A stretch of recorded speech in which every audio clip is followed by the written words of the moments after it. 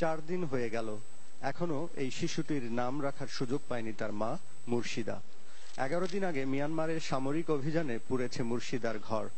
সেই থেকে হাতের মুঠোয় প্রাণ নিয়ে ছুটে চলা, অনাহারে পাহাড়, জঙ্গল, নদী আর সীমান্ত পেরিয়ে পৌঁছেছেন বাংলাদেশে। সেই ভয়ঙ্কর পথে জন্ম হয়েছে নিষ্পাপ এই শিশুটির।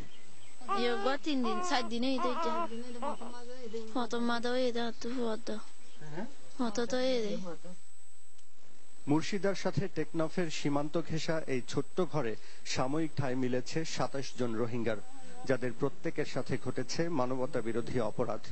অভিযোগ, ঘরবাড়ি জ্বালিয়েই ক্ষান্ত হয়নি মিয়ানমার বাহিনী। হত্যা, নারী ধর্ষণ, শিশু নির্যাতনের মতো বর্বরতাও ঘটিয়েছে।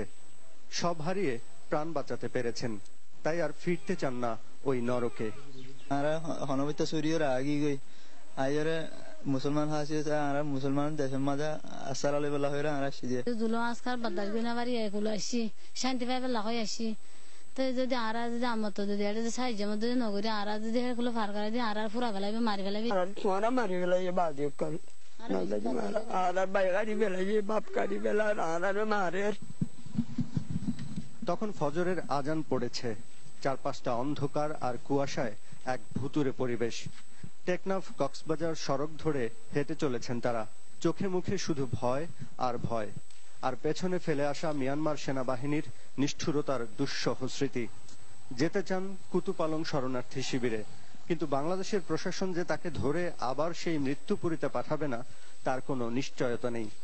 আরো করে যেতাম কেন দেখি জায়গা আরো বাঁচি বললো বাজি হল আর গরম রাজ ফেরাই মগজ হাত দেখে মায়া ফাইন্দার বেশি অত্যাচার করের আবে চুলা চুলি দুধ কাড়ি ফেলের বোর্ড দিলা করে বাজি কল তোমার আরা দিন খুশি হয়ে পারি নিয়া আমা হয়ে আর আরা জানবাতি বললা হয়ে রাইতার আড়াইও বাজে আসছিলি ছিল হালি তো মাগিয়ে রে নালা রে ঠিয়াগুন। প্রতিদিনের মতো আজও সূর্য উঠেছে, কিন্তু সব হারিয়ে সীমান্ত পাড়ি দেয়া এই রোহিঙ্গা পরিবারের জীবনের সূর্য কবে উঠবে তা কেউ জানে না। এত বড় কষ্ট করে আসছি আরা নৌকালে আসি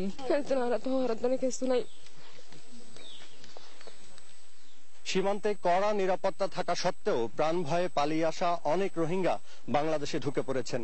মিয়ানমার যদি নির্যাতন না থামায় তবে বাংলাদেশে তাদের অনুপ্রবেশ আরো বাড়বে।